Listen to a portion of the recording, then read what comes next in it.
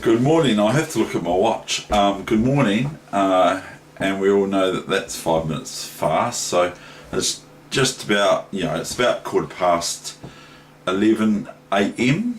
So 11:15 a.m. here in New Zealand. We're ahead of the rest of the world. And so firstly, and today is the 24th of May. Boy, it flies, doesn't it? Time really does fly. Today is the 24th of May 2017, and this is week 28, number 3 session for the week. So I want to just say welcome number 14 subscriber, or actually 15, but I've lost one or something, because people probably get bored of my talks or whatever, or they don't like my chess games or whatever, I don't know. But anyway, welcome to number 14 subscriber. Incidentally, I know who my 14th subscriber is. One of my best friends, who now lives in England now, and I'm not going to drop his name or her name, but one of my best friends of all time, and my drinking buddy from Christchurch. So I welcome you. I hope you enjoy seeing your old friend, because I'm way older than you. Anyway, I'm going to bring up my chessboard. Now, I'm not sure what side I used, but I know that I did get to turn it around a few times. When I was 10, I got this chessboard, okay, and these are my chess pieces, my main ones back then. See, look at that queen. Look at how my dog back then, my cocker spaniel, black cocker spaniel, she got hold of my pieces one time. Look, and I've just pulled out the black queen. Look at the black queen. Look at that. Look at her. That's what my dog did to my chess set. But I still got it. Now I wonder how many young people, okay, how many 10-year-olds now in 50, 40 something years time, 45 years time, 40 years time, will have their things from when they were 10. I wonder how many will have them, because in the old days we used to value those sorts of things. Right, now I'm going to start my chess game right up now. Oh, where are we? Turn it on, move the monitor, excuse me, turn the engine off, new position I gather, yes, I like a new position. I could give some analysis from yesterday, I realised, but that's okay. So here we go, without further ado, here comes the chess. Here comes the chess.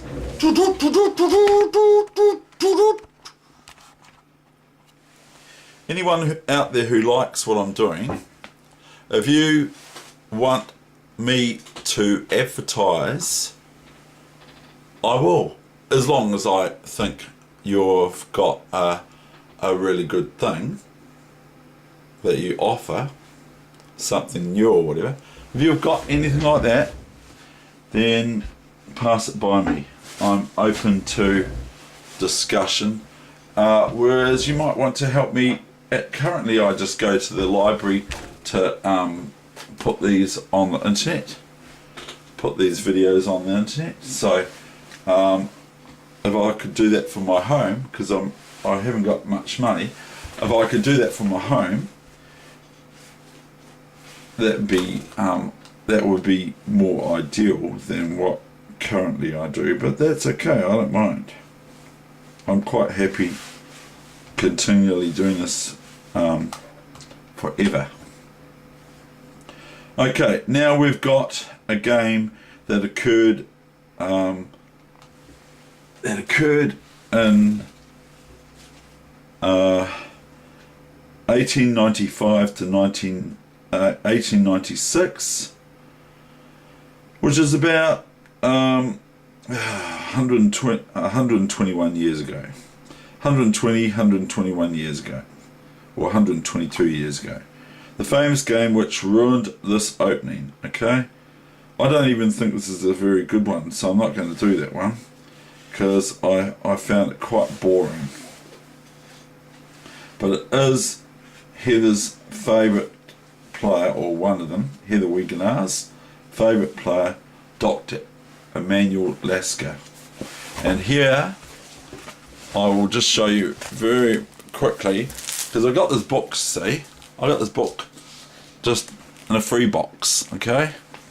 And here, what's here? On page 14, chess. And who's that? Emmanuel Lasker. And it says 1868 to 1941. So 80, oh, how long is that? 70, 30, 70, 73. There's Emmanuel Lasker. And there is Gary Kasparov. And here below, you have to put the book down, is a picture of Anatoly Karpov. Now, I don't actually think it looks very much like Anatoly Karpov, but if I had to pick him out from who is this person, David, I'd be able to say Anatoly Karpov. Now, anyone else out there, I'm going to offer a free gift to anyone in New Zealand that's watching me. If you want to have this book, make a notification on my thing and put an address or a phone number or something like that I can call you or text you, and I will send you this book. It's Chess Strategies to Master Your Game, if you want to have the basics. So if you want to, and I'll have it like that. All the best with your chess, David Weegenaar, signed.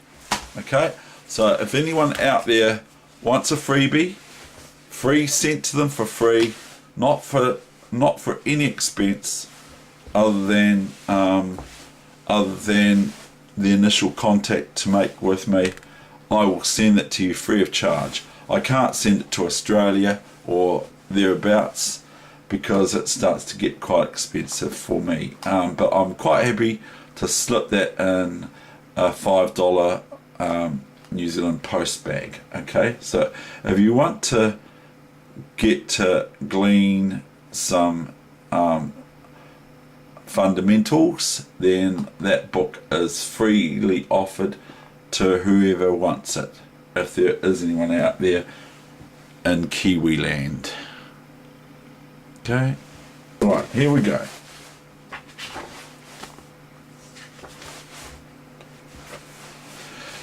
So we will play, and I also Heather made me aware of it's Steinitz, not Steinitz. So David, it's Steinitz. So thank you, Heather. Okay, here we go with a game that I looked at way back in June the 24th, 1996. So it's quite some time ago. Okay, here we go. We'll flip the board so we all know what that means.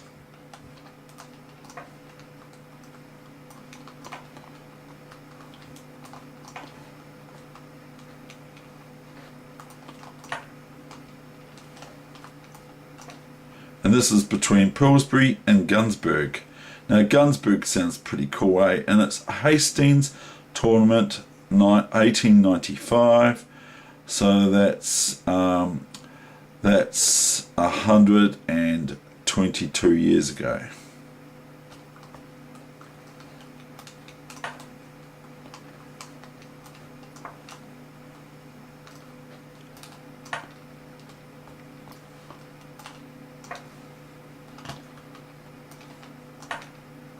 Yesterday, 2 nights ago, I was with Heather at the warehouse in Riccarton of Christchurch, which the warehouse is quite a good store to go to.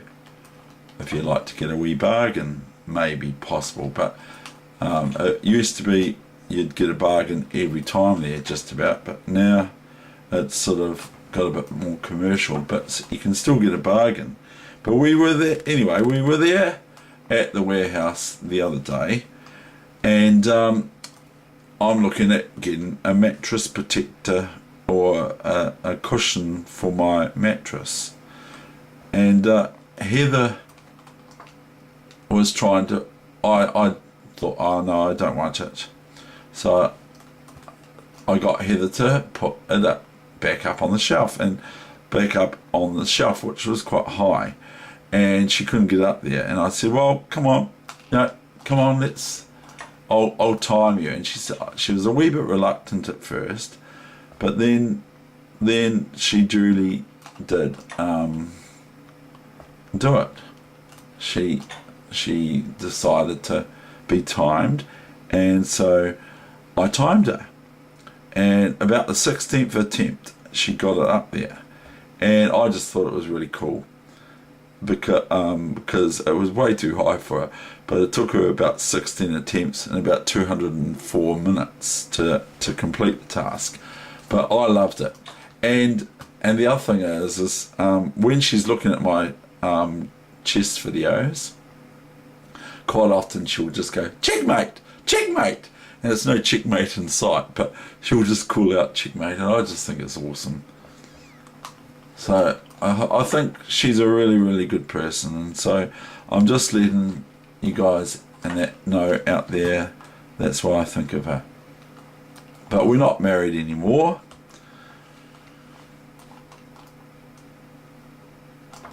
Right, now we've got, this is the end game, so white can move their king up, and they're one square closer to the centre with their king. Not that they can go up here and here, because this pawn prevents them. They can't go even here and here because this pawn prevents them. But anyway, they're presenting their king into the centre somewhat. Now white has got a worse bishop than black. Black's squared bishop is better than white's black squared bishop. That's something I note. Black has a kind of an outpost on here,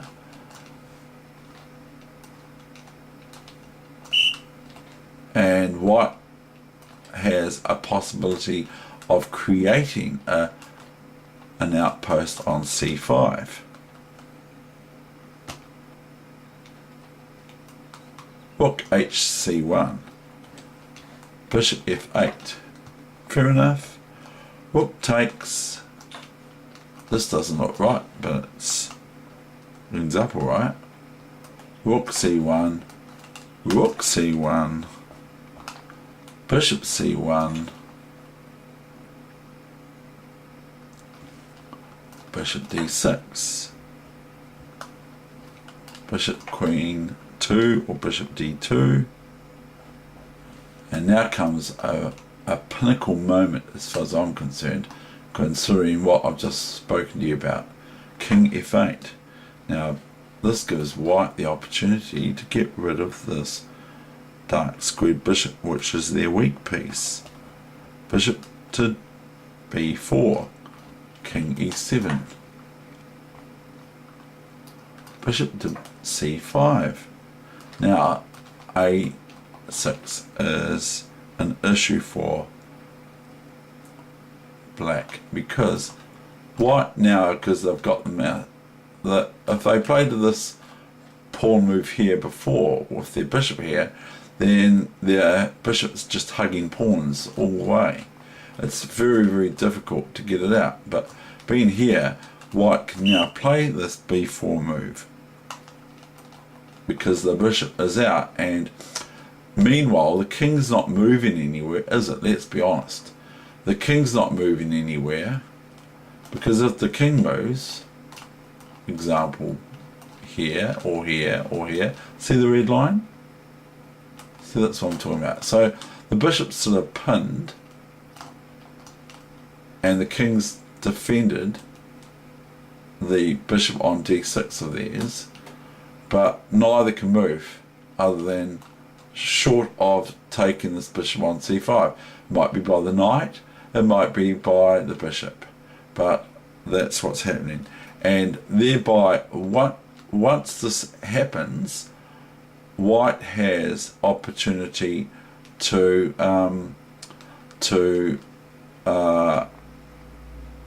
create a passed pawn if they so wish, with pawn takes or knight takes or dc5 and that sort of thing, if that comes about.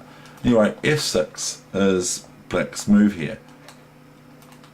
g4, and here we have it. Knight takes pawn. Knight's pawn takes pawn, bishop, which is bc5.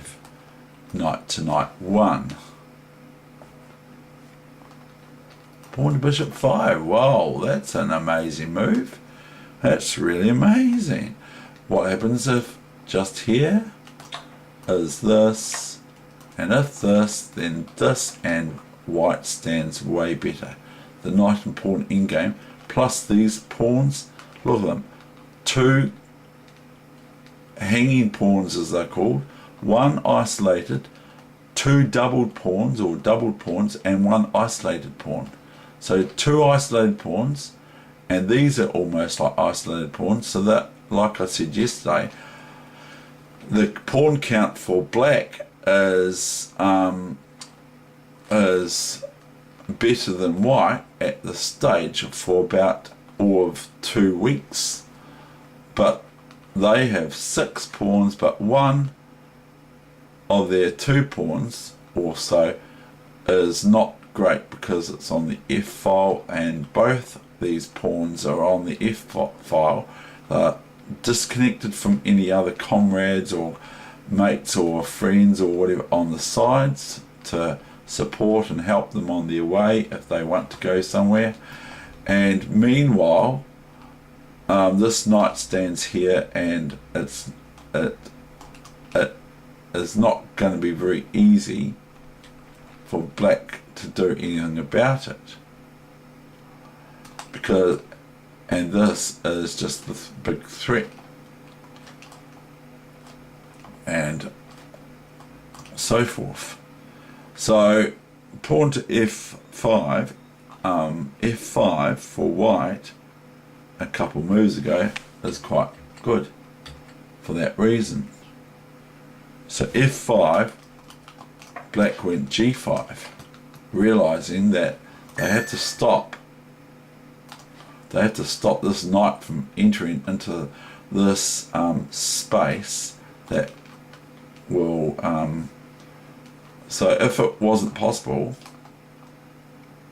say for instance we do a dummy move here, we've got this, okay, now if king takes here, knight takes, and we all can see that the pawn on d5 is now lost to the check on f4 by the knight. But that's not the position. The position is g5. And that makes that impossible now if white takes this pawn to play the knight check to win the pawn on d5, because of the pawn on f4 now.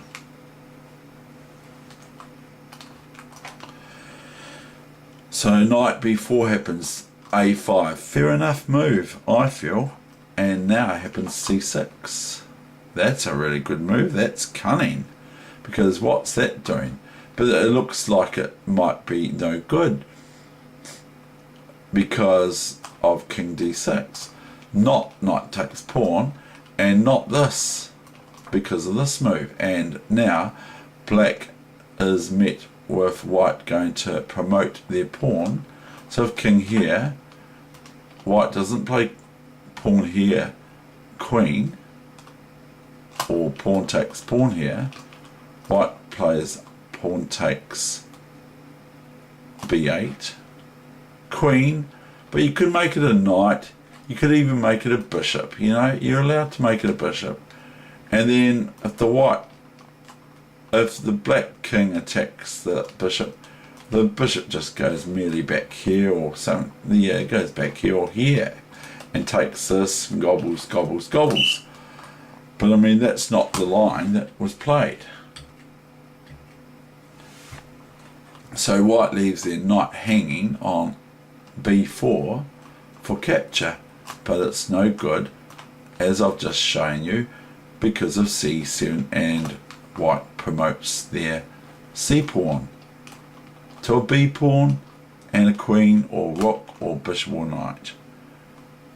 Just about anything wins for white, or anything does win for white if black takes this knight now. So black plays king d6. Now comes this. Now this is a sort of a diversionary type setup sort of thing. But it's pretty good because I'm actually looking at I'm actually wondering about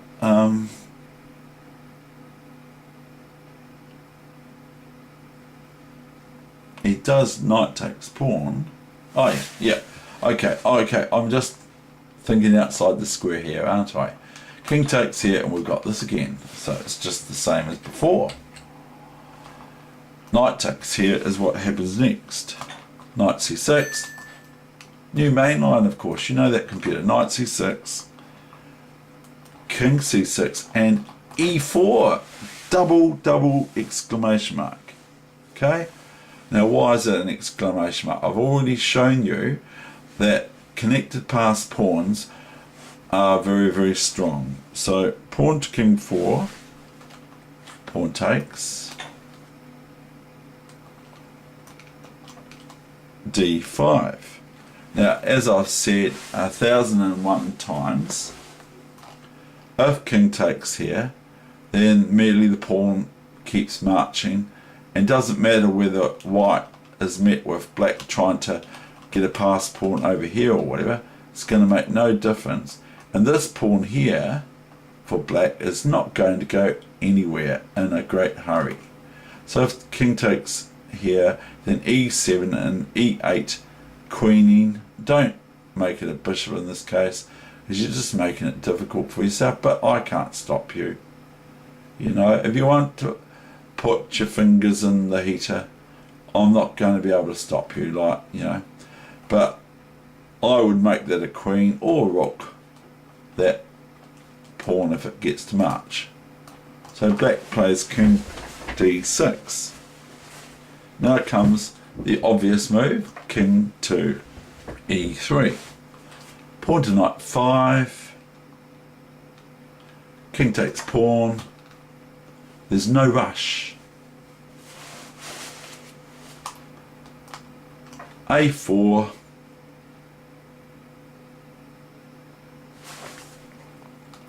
King d4. Pawn to rook 4. See, black's grasping at anything they can. And so white does too. White grabs anything he can. Now, the white king can march away from the protection of this pawn, as I've already mentioned 1,002 times now, as this pawn just marches on if this if this protected pass pawn is unprotected by the king taking the pawn. So white's just played gh5, g4h takes h5. Now we've got pawn to rook 6, which is wanting to play this. Now white prevents that, and if here, not this, because then black's got counterplay, eh? In fact, black's going to win here. I'll show you.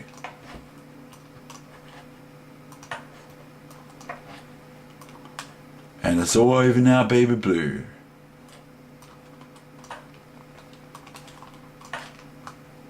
And now black can take this pawn. So that would be a silly mistake. So pawn to knight 6 is not a good idea, because if king takes b3. Now, if this, I've said this now 2003 times, isn't it? And that's it. And white can just about do anything, because now black might try and push this. Okay.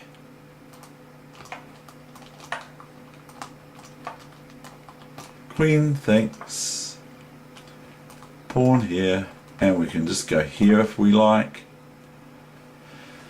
And if the taking of the pawn, we could be nice to black and just take this pawn, and the coffee is being boiled.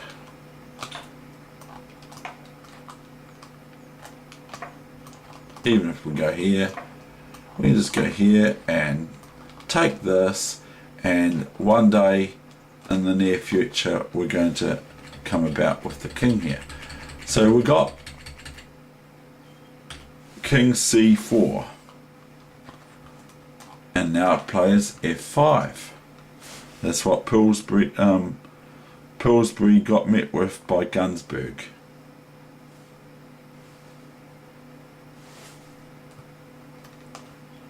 h6. I've already shown this. h7. Black resign. That's the end of my session. Thank you very much for week 28, session number 3, 24th of May 2017.